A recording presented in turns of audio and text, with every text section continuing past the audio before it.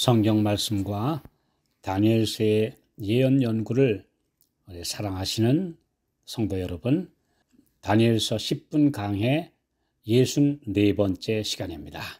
오늘은 다니엘서 7장의 9번째 강의로 지난 회에 이어서 때와 법을 변개코자 함이라는 주제로 오늘 말씀을 계속 드리겠습니다. 다니엘서 7장 25절, 그가 또 때와 법을 변개코자 할 것이며, 지난 회에 이어 로마 가톨릭 교회가 10계명의 제4계명인 안식일을 어떻게 일요일로 변경했는지 자세히 알아보겠습니다. 이 반역의 진행은 아주 교묘하게 그리고 서서히 진행되었습니다. 그리고 4세기에 콘스탄티누스 황제에 의해 국가적인 법률로 확정되기에 이른 것입니다. 사도 바울은 이미 초대교회 시대에 데살로니가 후서 2장 7절에서 불법의 비밀이 이미 활동하였으나 지금 막는 자가 있다라고 기록했고, 사도행전 20장 29절로 30절에는 내가 떠난 후에 흉악한 이리가 너희에게 들어와서 그 양떼를 아끼지 아니하며 또한 너희 중에서도 제자들을 끌어 자기를 좇게 하려고 어그러진 말을 하는 사람들이 일어날 줄을 내가 아노니 라는 말씀으로 배도가 있을 것이라는 것을 예언하였습니다. 바울은 주의 재림이 있기 전에 적 그리스도가 먼저 나타날 것이라고 말씀했습니다. 데살로니가 후서 2장 3절 4절, 누가 아무렇게 하여도 너희가 미혹하지 말라. 먼저 배도하는 일이 있고 저 불법의 사람 곧 멸망의 아들이 나타나기 전에는 이르지 아니하리니 저는 대적하는 자라 범사에 일컫는 하나님이나 숭배함을 받는 자 위에 뛰어나 자존하여 하나님 성전에 앉아 자기를 보여 하나님이라 하느니라. 로마 황제들의 기독교 핍박을 면하기 위해 계속되는 반란으로 미움을 받고 있는 유대인들과 차별화하려는 시도들 가운데 안식일을 유대인의 안식일이라고 규정하고 일요일을 예수님이 부활하신 날이라는 명목으로 예배일을 바꾸려는 교회 지도자들이 있었습니다. 특히 로마의 교회 지도자들은 정치 권력의 중심지에 있었고 황제의 환심을 사려고 하였습니다. 그래서 특별히 로마 쪽에 있는 교회 지도자들로부터 이런 일요일 준수 운동이 암암리에 시작된 것을 알 수 있습니다. 로마의 콘스탄티누스 황제는 2명의 황제와 2명의 부황제로 쪼개진 제국의 권력을 하나로 장악하기 위해 생사를 건 전투를 벌였습니다. 마지막으로 최대 정적인 막센티우스와 밀비안 다리의 결전을 앞두고 십자가를 깃발로 승리하라라는 꿈을 꾸었고 그대로 하여 승리했다는 이야기가 있습니다. 그는 이 전투의 승리로 유일한 황제의 자리에 오르게 됩니다. 그는 다음 해인 313년 밀란 칙령을 내려 전국의 기독교 신자들에게 종교 자유를 주었습니다. 그는 기독교의 이와 함께 온갖 특혜를 베풀어 기독교가 로마의 국교가 되게 했습니다. 그러나 그는 로마 제국의 국교였던 미트라 곧 태양신 종교 세력 측의 반발을 무마하기 위해 기독교와 통합시키는 정책을 시행했는데 그 핵심이 일요일 예배입니다. 이것은 타협과 권력을 원하던 종교 지도자들과의 이해가 맞아떨어진 결과입니다. 콘스탄티누스 황제는 321년 3월 7일 일요일 시험에 관한 칙령을 발표했습니다.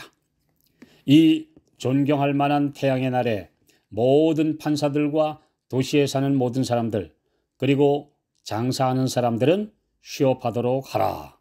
그러나 농촌에 사는 사람들은 하늘이 마련해 주는 것들을 상실하지 않기 위하여 씨를 뿌리거나 포도나무를 재배할 때 적기를 놓쳐서는 안 되기 때문에 이날 완전히 자유롭게 농경에 종사하도록 하라. 이렇게 칙령을 내린 것입니다. 대영제국 백과사전 9권 일요일란에 기록된 내용입니다. 일요일을 합당하게 준수하도록 하는 법을 최초로 제정한 사람은 콘스탄티누스 황제로, 그는 전 로마 제국에 일요일을 규칙적으로 축하하라고 명령하였다. 결국 국가 권력과 야합한 기독교 지도자들이 이를 공식적으로 결의하게 됩니다. 364년 라오디게아 종교회의 법규 29쪽, 그리스도인들은 유대화하여 안식일에 게으르지 말아야 하며 그날에 반드시 일하여야 한다. 그러나 그들은 주의 날을 특별히 존중히 여겨 그리스도인으로 할 바대로 가능하면 이날에 일하지 말라. 그럼에도 만일 그들이 유대인처럼 된다면 그리스도로부터 끊어질 것이다. 이것이 안식일에서 일요일로 변경한 역사적 사실의 아주 공식적인 기록입니다. 이 기독교 집단은 곧 로마 제국의 국교가 되어 종교 지도자들이 세속적 권력까지 가지게 되는데, 이들은 자기들이 온 세상에 하나뿐인 교회라는 뜻으로 카톨릭이란 명칭을 사용하게 됩니다. 그 말은 보편적, 우주적이라는 의미입니다. 가톨릭 교회는 십계명의 다른 계명도 변개하여 둘째 계명, 곧 하늘에 있는 것이나 땅에 있는 것이나 땅 아래에 있는 것이라도 아무 우상을 만들지 말고 섬기지 말고 절하지 말라라는 계명을 삭제해 버립니다. 그 이유는 첫째 계명 속에 포함되어 있다고 주장합니다. 이런 십계명 변개는 마치 하나님께서 그렇게 형편없는 법을 주셔서 사람이 제대로 다시 통폐합해야 하는 것처럼 하나님을 능멸하는 행위입니다. 그들이 이렇게 한 진짜 이유는 마리아상과 각종 성인상을 만든 행위를 둘째 계명이 엄중하게 지적하기 때문입니다. 그리고 이어서 안식일을 기억하여 거룩히 지키라는 넷째 계명을 셋째 계명으로 순서를 올리고 주일을 지키라라고 변개합니다.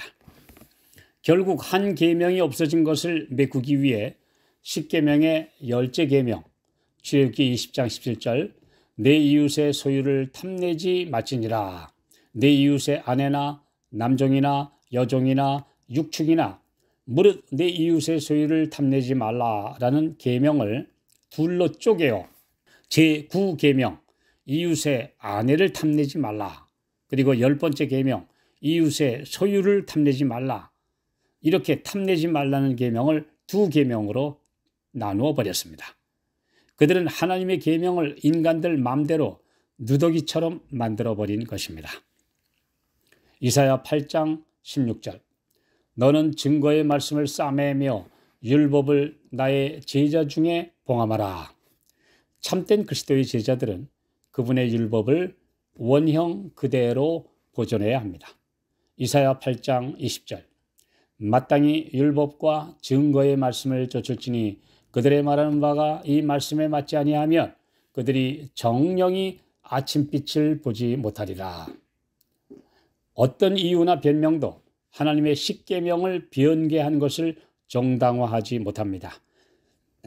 전 세계적인 세력이 하는 대로 따라가는 것은 넓은 길로 가는 것이요 사람의 계명을 따르는 것이며 바벨론, 곧 큰 음녀에게 속한 백성이 되는 것입니다.